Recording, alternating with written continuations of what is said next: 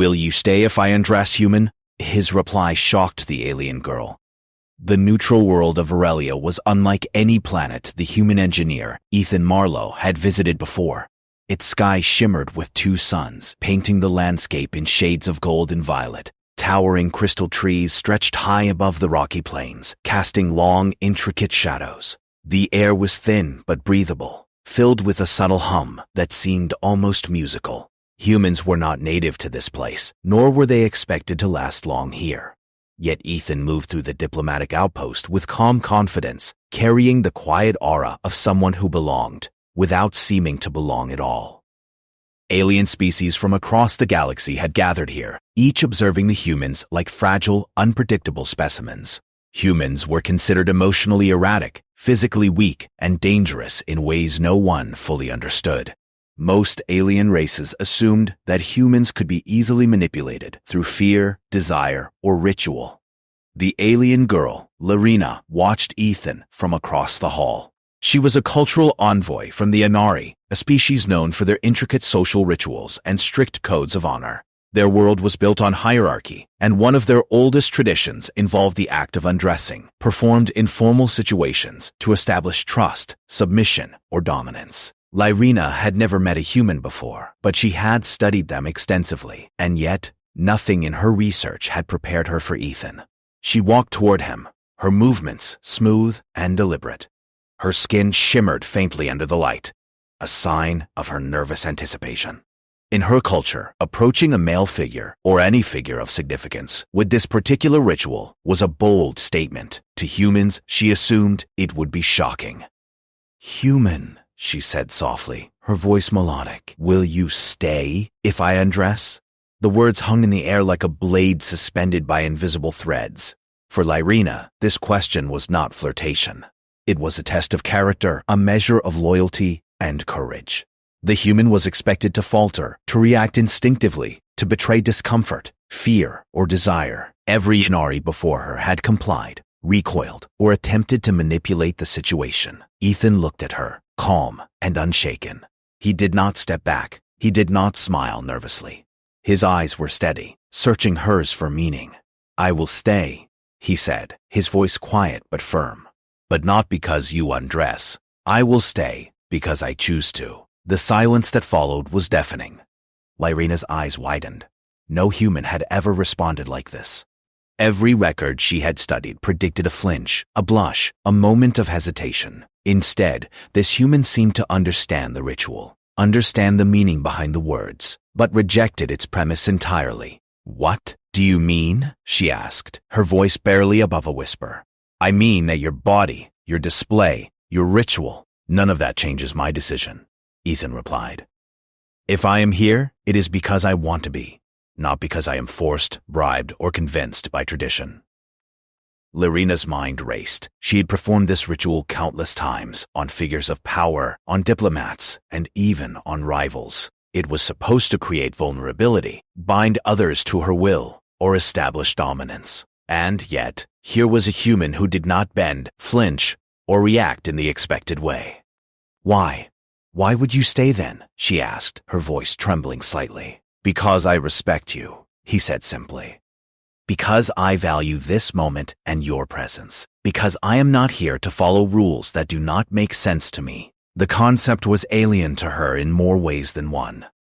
In Inari culture, to offer one's body was to offer control. To refuse that control, or to ignore it, was an insult, a statement of independence that could unravel social bonds. Yet Ethan's calm demeanor was not insulting. It was steady, deliberate, and unshakable. Lyrina's usual confidence wavered. She had approached this ritual expecting dominance, expecting to test him, expecting to watch him stumble. Instead, she found herself questioning her own beliefs. She realized that she had made herself vulnerable, not to gain control, but to see how he would respond. And he had responded with something she had never encountered before: respect for her agency and a refusal to be manipulated. She stepped closer, hesitant now. Her hand hovered in the air, uncertain if she should proceed. In the Inari tradition, closeness after the question was meant to assert authority, but Ethan did not flinch. He did not look away. He waited, I am not sure I understand humans, Lorena admitted, her voice soft. We measure trust through acts like this. We measure courage by submission or compliance. Your response, it does not fit anything I know. Humans are different, Ethan said. We do not equate vulnerability with control. We do not require proof of loyalty through discomfort. If I am here, it is because I want to be. That is all the proof anyone needs. Lorena's eyes shone with something she could not name. Curiosity, awe, perhaps even a hint of fear. She had studied humanity extensively, but this was unprecedented. She had expected instinct. She had expected weakness. Instead, she had found calm judgment, ethical clarity, and choice. I do not know what to do, she admitted. In our culture, the expected response would be different. I do not understand why your answer works. Because I am not bound by your expectations, Ethan replied. I see your question. I understand its purpose, but I am not defined by it. I am defined by my choices. Lorena felt a strange warmth in her chest, a sensation that both unsettled and intrigued her. She had expected this ritual to show her dominance or test his character. Instead, it had revealed something far more dangerous. A human who was calm, rational, and unyielding, even in the face of uncertainty. Across the hall, other aliens had begun to notice. A few observers from the Galari delegation whispered among themselves. Humans had been underestimated for centuries, dismissed as weak, erratic, or easily manipulated. And yet here was evidence to the contrary. A human who could remain composed, thoughtful, and unshakable in a moment designed to break them. Lorena took a deep breath. She realized that she had been expecting the wrong thing. She had approached him with the assumption that the ritual would force a reaction. Instead, it had forced her to reconsider her own assumptions. You do not fear me? She asked. I do not fear you, Ethan said. Nor should you fear me. Fear is for those who wish to control, not for those who choose to understand. The alien girl's mind spun. In her society, fear and control were tools, and to refuse them was almost unthinkable. Yet here was a human who not only refused them, but seemed stronger for it. The realization settled in slowly, like a tide creeping over the shore. Humans were unpredictable. Humans were dangerous in ways no one had measured. Humans were free. For the first time in her career, Lorena felt that she had met someone she could not categorize, someone who could not be predicted. And that realization both frightened and fascinated her. I think I need to study you more, she said finally, her voice trembling with a mix of curiosity and awe. You are welcome to, Ethan replied with a small, reassuring smile. But know this, studying me will not make me act differently. I will stay or leave on my own terms. Nothing else changes that. The words hung in the air, a challenge wrapped in calm certainty. Lorena realized that the humans she had studied from afar were only a shadow of the reality before her. This was not a being to be manipulated, outsmarted, or controlled. This was a human who could not be predicted, and that was terrifying. And yet, amidst the fear, there was something else: admiration. Lorena had never met a creature so steadfast, so self-possessed, and so unwilling to bend to expectations. In her heart, she felt the stirrings of respect, of curiosity, and of a strange longing to understand, not to dominate. Then, I will try, she said quietly. I will try to understand you. Ethan nodded. That is all anyone should ask. The moment stretched on, charged with tension and unspoken understanding. Around them, the outpost continued its usual bustle, but for Lorena, time had slowed. The ritual that had been meant to assert control had instead revealed something far more profound. A human who would not be bound by expectation, who would not be swayed by ritual, who would choose his own path. And in that choice, he had already claimed a victory no one else had expected. For the first time, Lorena wondered not how she could influence a human, but how a human could influence her. And the answer was as simple as it was terrifying: by refusing to be influenced at all. After the moment in the hall, Lorena could not stop thinking about the human named Ethan Marlowe. Every glance she stole at him, every word he spoke, seemed to reinforce a growing realization she could not shake. Humans were unlike any species she had encountered. Not weaker, not fragile, but different, in a way that made them dangerous in subtle, almost terrifying ways. She returned to her quarters that evening, the twin moons of Aurelia casting pale light over the crystalline city. Her mind replayed the interaction over and over. In her culture, the ritual of undressing was not about attraction or emotion. It was a test of character, a way to see whether someone could be controlled or trusted. Every failure she had witnessed in the past had reinforced the same lesson. Those who were unwilling to submit were weak, predictable, or reckless. Yet Ethan had refused in the calmest, most unshakable way. He had looked at her and said, "I stay because I choose to, not because you undress." The words echoed in her mind. Choice. That simple word, something she had studied in human psychology reports and dismissed as trivial, now carried power she could feel. Humans measured their actions not by ritual, by fear, or by expectation, but by the deliberate decisions they made. The next day, Lorena met with the other alien envoys assigned to observe human behavior. The Galari delegate, tall and slender with iridescent feathers, was the first to speak. "Did you see what he did yesterday?" the Galari whispered, almost fearfully. The human, he did not react as expected. He defied the ritual completely. Lorena nodded slowly. "Yes, I saw." And he did not falter. He stayed, on his own terms. The others exchanged uneasy glances. Whispered rumors of human unpredictability had always circulated, but no one had ever experienced it firsthand. Humans were treated as weak, emotional, easily manipulated creatures. And yet, here was one who was calm, deliberate, and unshakable. The Inari tradition dictated that the next step was observation. Intense, detailed, meticulous. Lorena spent the day walking alongside Ethan, noting his behavior. He moved through the outpost naturally, interacting with other aliens, adjusting equipment, and answering questions without hesitation. There was no pretense, no effort to impress, no submission to protocol he did not understand. Yet there was something else, something subtle but unmistakable. Every action, every response carried a quiet authority. Not dominance, not arrogance, but a confidence born of choice. He did not act to control. He acted because it was right, or because he wanted to. And in that, he commanded attention, in a way the other species had never learned. Lorena could not help but feel a strange mix of awe and frustration. Her entire culture was built on understanding control, predicting outcomes, and manipulating responses. Yet this human seemed immune to all of it. Later that day, during a joint diplomatic exercise, Ethan was paired with a group of alien envoys to resolve a simulated crisis. The scenario involved a sudden system failure in the outpost's life support module, a test to see how participants would act under stress. Most aliens immediately began issuing orders, trying to assert control and maintain hierarchy. Ethan, however, did not panic. He calmly assessed the situation, spoke to the aliens around him, and divided tasks based on ability rather than rank. Where others hesitated or argued over authority, Ethan acted decisively. The module was repaired faster than anyone had expected. The other delegates could not believe it. They whispered furiously to one another, trying to rationalize what they had witnessed. He just ignored protocol," one whispered. "No one does that. Protocol is everything."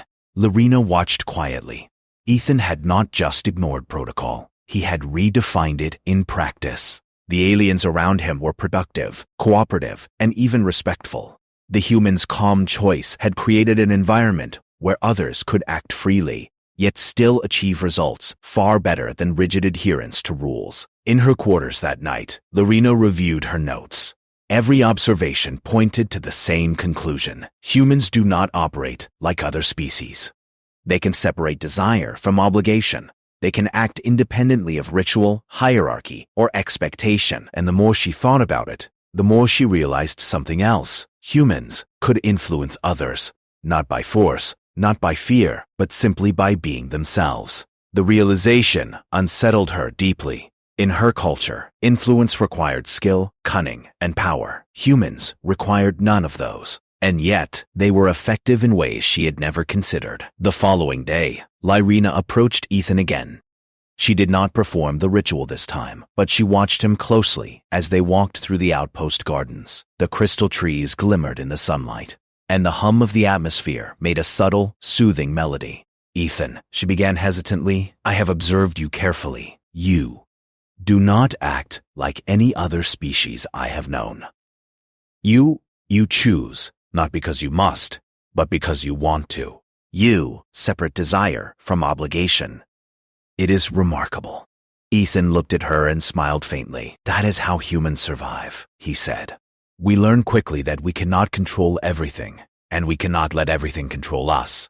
Choice is the strongest tool we have.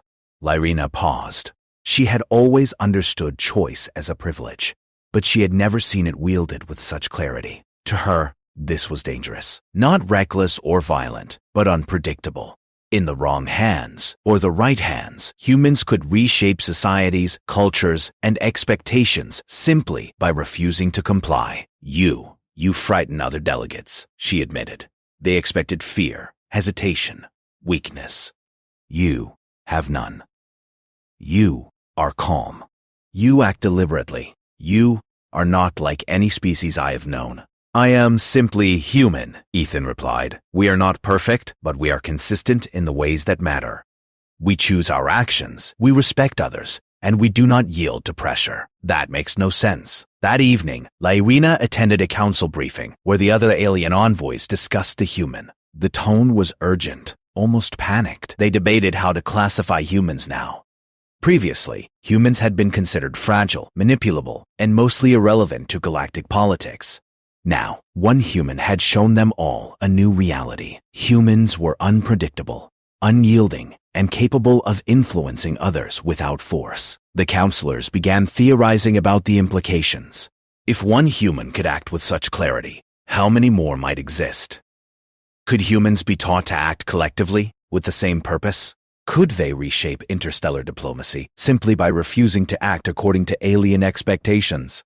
Lyrina listened silently, absorbing every word. The truth was clear to her now. Humans were not weak. They were dangerous, but not in ways her culture had ever measured. They were dangerous in ways that could not be controlled, predicted, or contained. Returning to her quarters later, Lyrina found herself thinking about Ethan again. She realized that she no longer saw him as merely a subject to observe. He had become a teacher of sorts, demonstrating a way of thinking, acting, and existing that challenged her most deeply held beliefs. She realized she was learning something new. Humans could teach even the most disciplined alien minds about freedom, choice, and integrity. The next morning, Lyrina approached Ethan with a new determination. She did not speak of rituals or tests. She did not ask him to prove himself. She simply asked to walk with him through the city. As they moved together, the other delegates could not help but watch. Ethan's presence had changed the dynamics entirely. Where once aliens had relied on hierarchy, ritual, and fear to maintain order, now the humans' calm confidence had reshaped the environment. Delegates worked together without command, offering assistance without expectation, and solving problems with clarity. Lyrina realized that the human's true strength was not physical or technological. It was his ability to act with integrity, to stay calm under pressure, and to make deliberate choices regardless of expectation. And in that realization, she understood something profound. Humans were not only unpredictable, they were unstoppable in ways no other species could be. That evening, as the twin moons rose once more, Lyrina reflected on everything she had observed: the ritual, the calm defiance, the deliberate choices, the influence without authority. It all added up to a single truth: humans were unique, and they could not be measured by alien standards. And somewhere deep in her heart, she realized something even more personal. She had approached Ethan expecting to assert dominance, to observe, to test. Instead, she had found herself inspired, unsettled, and changed. A human had refused her ritual, refused her expectations, and yet commanded her respect and admiration. For the first time, Lyrina felt that she was learning not just about humans, but about herself. And she knew that this was only the beginning. Humans were unpredictable. Humans were strong in ways no alien had ever imagined, and Ethan Marlowe, quiet, calm, unyielding, was proof. The galaxy had yet to understand them. But Liren had seen enough to know humans were not to be underestimated. Not now. Not ever. And in that knowledge, a quiet sense of awe settled over her. For the first time, she wondered what it would mean if more humans came. The answer, she knew, would change everything. The days passed quickly on Veralia. The twin suns cast long shadows across the crystalline towers of the diplomatic outpost, painting the city in warm golds and cold violets. The alien delegates moved about, each performing their duties with precision. Yet a quiet unease had begun to settle among them. The presence of one human, Ethan Marlowe, had started a ripple that no one could ignore. For most aliens, the idea of humans was simple, emotional, weak, manipulable. It was a convenient narrative, one that had allowed interstellar politics to flow smoothly for centuries. But that narrative was collapsing, right in front of their eyes. Lyrena noticed the shift first. She walked beside Ethan through the central plaza, a garden of floating crystals and soft light. He moved calmly, greeting delegates with courtesy and respect. Nothing in his behavior suggested superiority or dominance, yet the aliens around him instinctively deferred. They were drawn to his steadiness, to the clarity in his eyes, and to the quiet authority in his voice. "You see it too, don't you?"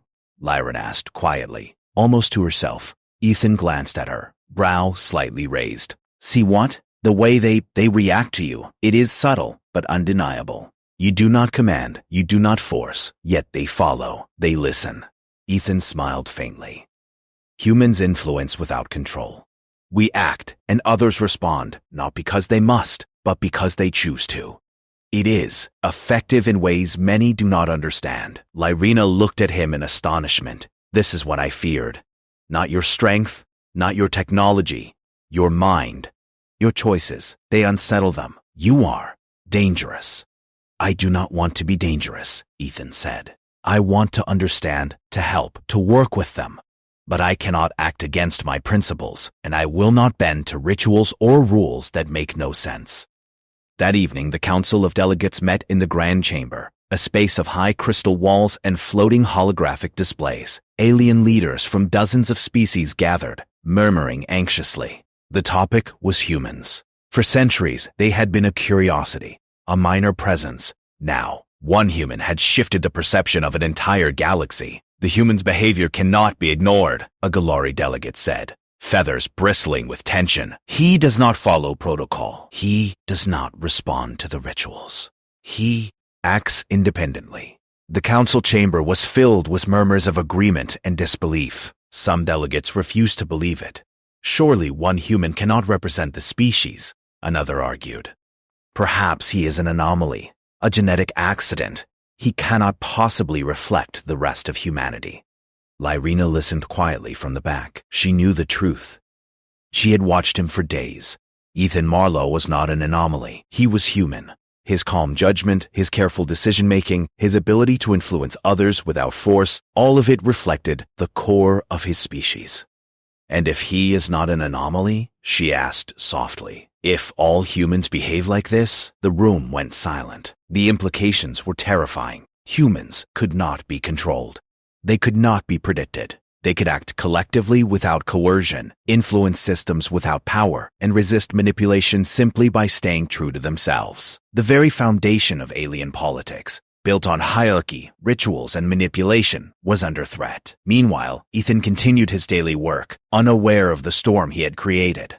He moved through the labs, the workshops, and the council chambers, helping where he could, asking questions when he needed clarity, but never bending to expectations that made no sense. His calm presence reshaped the environment, and even the most rigid aliens began to adapt to his pace. Lyrena could not help but watch him, a mixture of admiration and unease filling her chest. She had approached him expecting to assert control, to test, to understand. Instead, she had found someone who could teach her, challenge her, and make her question everything she had ever believed. During the simulation of a galactic negotiation, the Council assigned Ethan to mediate between two alien factions with a long-standing dispute. The factions were tense, their emotions raw, and their expectations rigid. Humans were not supposed to succeed in such delicate matters. They were too unpredictable, too emotional. Yet Ethan did not panic. He did not flinch. He listened carefully,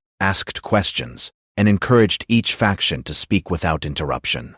He guided the conversation, not through authority, not through fear, but through clarity and patience. Slowly, the factions began to listen to each other, to find common ground, to reach understanding. By the end of the session, the council was stunned. The negotiation had succeeded beyond their expectations, not because Ethan had forced agreement, but because he had created an environment where others could act freely, yet constructively. Humans, they realized, could achieve results without coercion, something no alien species had mastered. Later, Lyrina spoke to Ethan privately. "Do you know what you have done?" she asked, her voice trembling slightly. You have changed how they see humans. Not just you, but your entire species." Ethan shook his head. "I am just doing what makes sense. I cannot act against my principles. I cannot pretend to be something I am not. If that changes how they see us, that is not my goal. It is a consequence. Consequences like this are dangerous," Lyrina said. "You are making them rethink their politics, their rituals, their understanding of power. One human has already done what no alien could. What will happen when they see more of your kind?" Ethan looked at her thoughtfully. "Then they will have to adapt. Or fail. That is how humans survive. We act with choice, integrity, and persistence. And we trust that others will follow reason when it is shown to them." The truth settled heavily over Lyrina. Humans were not only unpredictable, they were unstoppable in subtle ways. They could influence others, reshape environments, and resist manipulation simply by being themselves. And the aliens were only just beginning to understand the scope of the threat. In the following days, the outpost became a place of quiet tension. Alien delegates watched Ethan closely, noting every gesture, every word, every decision. They tried to predict him, to influence him, to test his limits. And every time, he responded the same way, calmly, deliberately, and with integrity. Lyrina began to realize something else. The human's power did not come from strength, or technology, or even cleverness. It came from the simple act of choice. By deciding his own actions, by respecting others, and by refusing to bend to arbitrary rituals, Ethan had created an aura that no alien could control. One evening, Lyrina walked with him through the gardens again. The floating crystals reflected the soft light of the moons, creating a shimmering path ahead. She hesitated before speaking, unsure of how to put her thoughts into words. "You do not understand how dangerous you are," she said finally. "Not because of what you can do, but because of what you are. You are human, and humans cannot be measured by our standards." Ethan smiled faintly. "I know, but I cannot be anything other than human. I cannot pretend to be something I am not. That is my nature." Lyrina nodded slowly. She realized that the danger was real, but also profound. Humans could not be manipulated. They could not be controlled. And yet, they could inspire, influence, and teach. The realization filled her with awe. She had expected to dominate, to study, to observe. Instead, she had learned, been influenced, and even changed. A single human had done what no alien could. He had reshaped understanding simply by being himself. The following morning, the council met again. The discussion was urgent, almost fearful. Humans were no longer considered curiosities. They were now classified as unpredictable variables, a species whose behavior could not be anticipated or controlled. Every delegate debated what this meant for diplomacy, alliances, and power. Lyrina spoke carefully. "I have observed him closely. He is human, and he is not an anomaly. His behavior is consistent with the principles of his species. Humans act by choice, not by ritual. They respect others and act with integrity. That is their strength." The room fell silent. Some delegates shook their heads, refusing to believe it. Others whispered, anxious at the implications. Humans had never been a threat before. Not in numbers, not in power. But now, a single human had revealed a force that could not be contained, predicted, or manipulated. Lyrina realized that she had been right to fear him, and yet that fear was mixed with admiration. Humans were not perfect, but they were remarkable in ways no alien had expected. That evening, as the twin moons rose over Varelia, Lyrina found herself walking alone, thinking about the human and the changes he had set in motion. She realized that this was only the beginning. The galaxy would soon understand the full extent of what it meant to face humans. And when that day came, she knew the consequences would be profound. Ethan had not just stayed in Varelia. He had stayed in her mind, reshaped her understanding, and revealed a truth that no alien had been prepared to face. Humans act by choice, and their choice cannot be taken from them. The galaxy had yet to understand them fully, but Lyrina already knew. Humans were not just a species, they were a force that could not be controlled, and the universe would never be the same. The days on Varelia had grown tense, yet electric. Alien delegates moved through the crystalline towers with cautious curiosity, whispering among themselves about the human who refused to be bound by tradition. Ethan Marlowe continued his work, calm and deliberate, unaware of the ripple he had caused. His presence alone had reshaped diplomacy, behavior, and expectations across the entire outpost. Lyrina walked beside him again through the gardens of floating crystals. The twin moons of Varelia hung low, casting a pale silver glow. She had watched him for weeks, observing every gesture, every word, every choice. And every day she realized more deeply that humans could not be measured, predicted, or controlled. "You realize," she said quietly, "that you have changed how the galaxy sees humans?" Ethan glanced at her, brow slightly raised. "I hope it's for the better." "It is better, yes," she admitted, "but also dangerous, terrifying in ways no one expected. You are unstoppable in subtle ways, and they are only just beginning to understand it."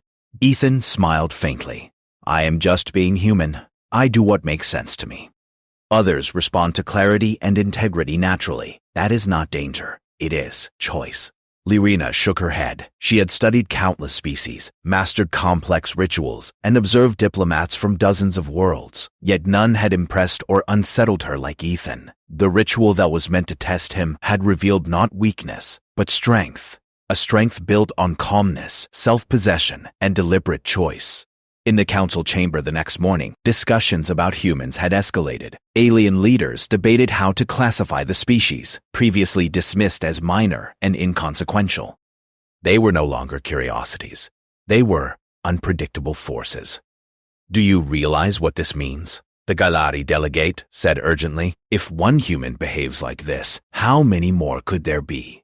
Entire worlds could be influenced without any attempt at force. Their choices could reshape alliances, treaties, even politics itself." The delegates murmured anxiously. They had long relied on hierarchy, ritual, and manipulation to maintain order. Humans had none of those vulnerabilities, and yet they commanded respect simply by being themselves. Lyrina raised her voice. "He is not an anomaly. He is human, and his behavior is consistent. Humans act by choice, not by ritual. They respect others and act with integrity. That is their power. They cannot be manipulated, threatened, or broken.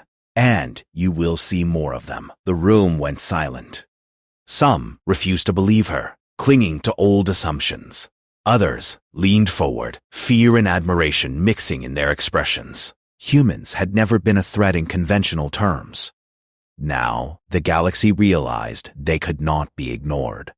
Meanwhile, Ethan continued to move through the outpost with steady purpose. He assisted alien engineers, guided diplomatic discussions, and helped settle disputes, not through dominance, not through ritual, but through reason and patience. Each day, his presence reshaped the atmosphere. Delegates who had been rigid, anxious, or argumentative now worked together naturally, inspired by his calm example. Lyrina observed all of this quietly. The human's influence was subtle, yet undeniable. He did not seek power, yet he commanded attention. He did not enforce compliance, yet others followed his guidance. And he never acted for himself alone. Every decision considered the impact on others. "You are extraordinary," Lyrina said one evening, her voice soft as they walked beneath the twin moons. "You do not fight. You do not command, and yet you achieve more than any alien leader ever could. You are human." Ethan chuckled lightly. "That is all I know how to be.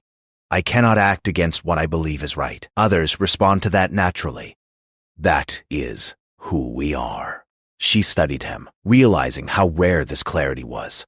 In her culture, influence came from skill, cunning, or manipulation. In Ethan, she saw a force that required none of those things. A single human could change minds, alter alliances, and reshape understanding without a single act of aggression. The next council meeting confirmed her fears and her awe. Alien leaders presented reports of their observations, all noting the same truth. Humans could not be predicted, manipulated, or controlled. A species that acted by choice alone, with integrity and calm judgment, was a force unlike any other. "The implications are profound," one delegate said nervously. "We cannot negotiate with them as we do others. We cannot use rituals, threats, or even persuasion. Humans, they decide for themselves, and they will act according to their principles, not ours." Lorena nodded silently. She had already realized this long ago. She had observed it. She had felt it, and she knew that the galaxy was only beginning to grasp the magnitude of what humans represented. Over the next few days, small incidents spread across the outpost, reinforcing the same lesson. Delegates attempted to manipulate situations using tradition or protocol. Humans observed calmly, intervening only when necessary, and always with reason and patience. Each time, the results were the same. Humans acted, others followed, not because of fear or coercion, but because it was the right thing to do. Lorena could not help but be inspired. She realized that human strength was not in power, nor in numbers, nor in technology. It was in integrity, choice, and calm judgment. And in that realization, she understood something deeply personal. She had changed, too. She had approached Ethan expecting to test him, to assert authority, to measure his weakness. Instead, she had learned. She had been influenced, guided, and inspired. A single human had reshaped her understanding of power, influence, and respect. One evening, she walked alone through the floating crystal gardens. Thinking of the human who had caused so much quiet upheaval, she realized that the galaxy would soon recognize what she already knew. Humans were a species that could not be ignored. And then she smiled softly, almost to herself. Humans did not seek domination, they did not seek power, and they did not fight for control. Yet they could achieve more than any alien species ever had. Their strength lay in their choices, their integrity, and their patience. Ethan had never claimed victory. He had only chosen to be human. The next morning, Lorena joined him in the plaza, where delegates were already discussing new protocols and revised strategies for dealing with humans. She watched as Ethan assisted a group of alien engineers with a structural repair, calmly instructing them while allowing them to take the lead. His quiet confidence made even the most anxious delegates move efficiently, with purpose and respect. Lorena finally spoke. "Do you realize what the galaxy thinks of you now?" she asked. Ethan glanced at her. "I don't think about that. I try to act correctly. That is all. They call your species unpredictable, dangerous, unstoppable in ways we cannot measure." "I hope they see the good in it too," Ethan said, adjusting a tool and smiling faintly. "Humans can be strong, yes, but we try to be fair and we try to understand. Strength without understanding is meaningless." Lorena felt a warmth in her chest, a mixture of admiration and awe. She had never encountered such a being before. One human, simply by being himself, had reshaped her understanding, unsettled the council, and challenged centuries of belief. She realized that the galaxy had yet to understand the full extent of humans' abilities. They would not be controlled by rituals, by hierarchy, or by manipulation. They would act according to their principles, and the universe would have no choice but to adapt. Over the next weeks, reports began arriving from other outposts and colonies that humans were not anomalies. One human, Ethan Marlowe, had been the first to demonstrate what his species was capable of, but others were emerging in similar ways.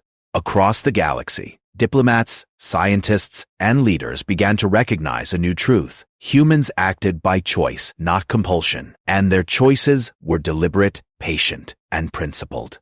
Lorena reflected on her journey.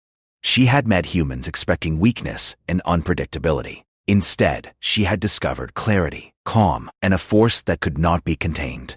She had observed a being whose presence alone inspired cooperation, efficiency, and respect without coercion. And in the quiet moments, walking beside him under the twin moons, she realized that she had been forever changed. Humans were not merely another species. They were a force of nature, defined not by power, but by choice. And one human had proven it to the galaxy. As she looked at Ethan, she understood something profoundly simple. He had not tried to impress, to manipulate, or to dominate. He had only chosen to be human, and in that choice, he had accomplished what no alien could. The galaxy would never see humans the same way again, and Lorena, for the first time in her life, understood why. Humans stayed not because they were tempted, threatened, or commanded, but because they chose to, and that choice was more powerful than anything else in the universe.